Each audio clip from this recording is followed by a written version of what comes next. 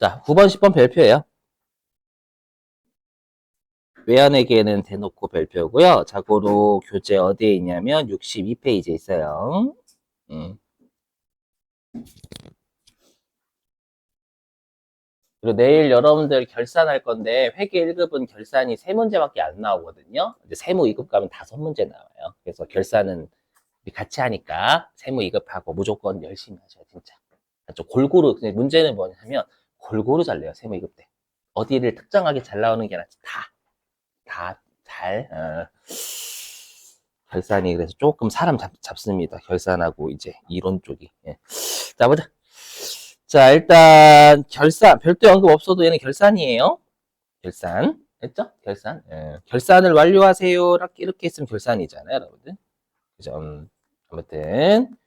자, 그래서 자, 얘도 마찬가지야. 내가 당초에 얼마의 차입금이 있냐. 단기 차입금 중이니까 단기 차입금 계정 과목 쓰는 거고, 얘를 12월 31일 날 단기 차입금을 가지고 있는데, 얘가 달러당 1,300원이에요. 올해 연도 말의 환율이. 그럼 9,000달러에 대해서 달러당 1,300원을 곱한 것으로 요 단기 차입금 평가해야죠? 그죠? 그러면 요게 우리나라 돈으로 9,000달러, 이거야. 곱하기 달러당 1,300원 하면 이게 우리나라 돈으로 1,070만 원인가? 아, 1,100이구나. 1,100, 아이고. 1,170만 원으로 평가가 되는 분기하라는 거예요. 당초에 9,000달러를 빌렸을 때에는 그때 환율 곱해서 우리나라 돈으로 990만 원으로 장백 이렇게 났거든요. 근데 올해 연도 말에 이 9,000달러에 대해서 12월 31일자 환율을 적용해서 평가해 보니까 1,170만 원으로 평가가 되는 거, 이 분기하라는 거예요. 그러면 어떻게? 그러면 단기 차입금을 9,900에서 1,170만 원으로 늘려야죠. 음, 네?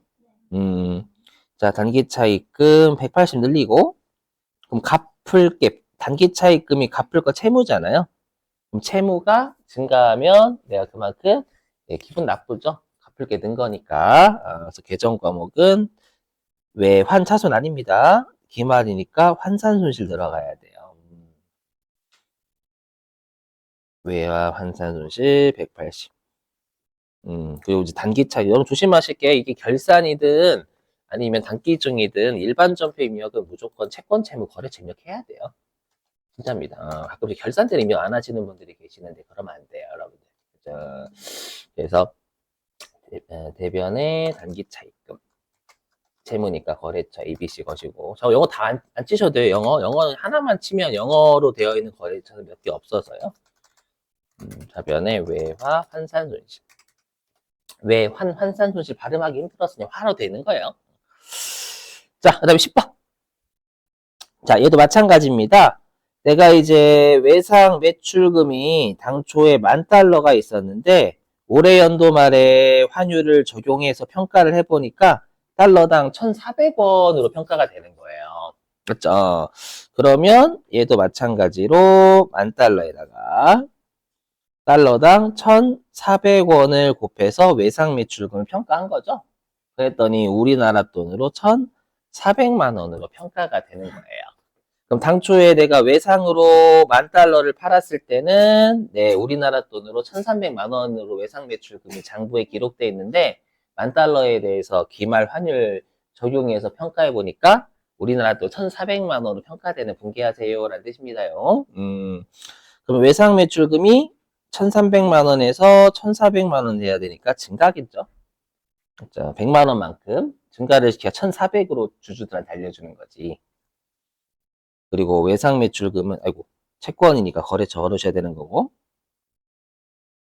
이렇게 아이고 죄송해요. 그 다음에 외화 환산 이익이죠. 받을 게 는 거니까. 받을 게 는 거니까 외화 환산 이익 100만 원 이렇게. 아 좋을 것 같다. 됐죠? 이렇게. 네. 근데 여러분들 우리 자고로 결산은 계속 해당 날짜로 분계 계속 끊는 걸 지웠다 하다 하는 게 아니라 알고 계시죠? 믿을 거예요? 예, 정말 믿어요? 대변의 외화 한산이. 이렇게? 음. 자, 그 다음에 15번입니다. 15번은 자고로 몇 페이지에 있냐면 얘가 53페이지에 있어요. 그 나중에는 쉽게 하는 거 설명할 겁니다. 엄밀히 얘기하면 자동 결산이 좀 더 빨라요. 근데 수동 결산도 할 줄 아셔야지. 예. 자, 뭐냐, 우리가 이제 퇴직급여 충당부채의 설정이에요. 우리가 이제 설정이다, 보충법 쓴다라고 했죠. 모자란 금액을 채운다. 그죠? 그러면 우리가 생산직이 공장이잖아요. 그러면 여기 우리가 퇴직급여 충당부채 잔액이 2,700만 원은 있어요. 우리가 기말에 예상하기를 퇴직급여 추계액이 퇴직급여 충당부채, 그러니까 퇴직금이 회사가 이제 종업원이 퇴사할 때 퇴직금을 추정하죠. 그렇죠. 4천만 원이 4천만 원의 퇴직금을 줘야 될 의무가 있는 거예요. 부채는 잔액이잖아요. 근데 이미 2,700만 원은 있어, 부채가. 그럼 추가로 1,300만 원만 우리가 설정을 해주는 거죠. 그죠? 그래서 어떻게 하냐면 얘가 퇴직, 아유 너무 길다. 퇴직급여 충당 부채 1,300? 맞죠? 왜냐면 2,700만 원 이미 있으니까 1,300만 원만 추가로 보충해주면 기말이 4천만 원 되잖아요. 뭐 상대방 계정 과목이 비용 처리였죠, 여러분들? 퇴직급여. 네, 요거는 500번대. 그죠? 물론 우리가 보충법으로는 좀 이해가 안 됐죠. 총액법이 좀 더 이해가 빨랐지만, 근데 총액법은 너무 붕괴가 그지 같으니까. 그죠? 그냥 보충법을 한다라고 했죠. 결론은. 그래서 대손충당금 했을 때 총액법 설명했었을 거예요. 그죠? 자, 그럼 그렇게 하면 사무직은 얘도 똑같이 얼마 설정하면 돼요?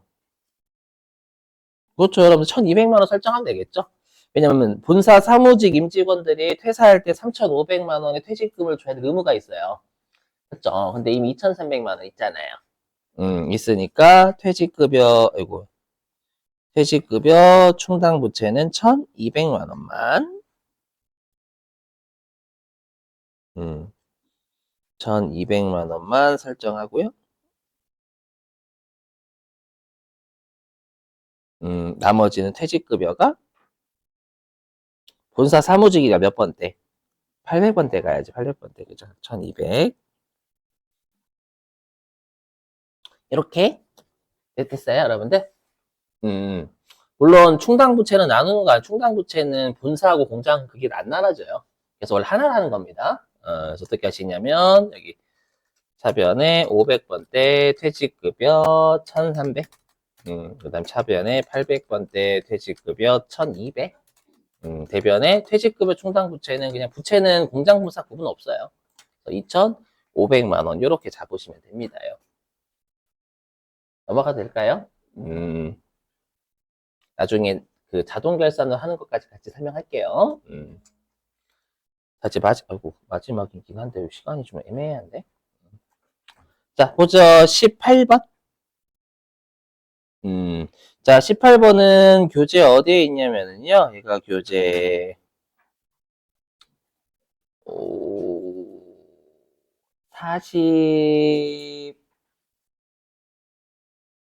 44에서 45.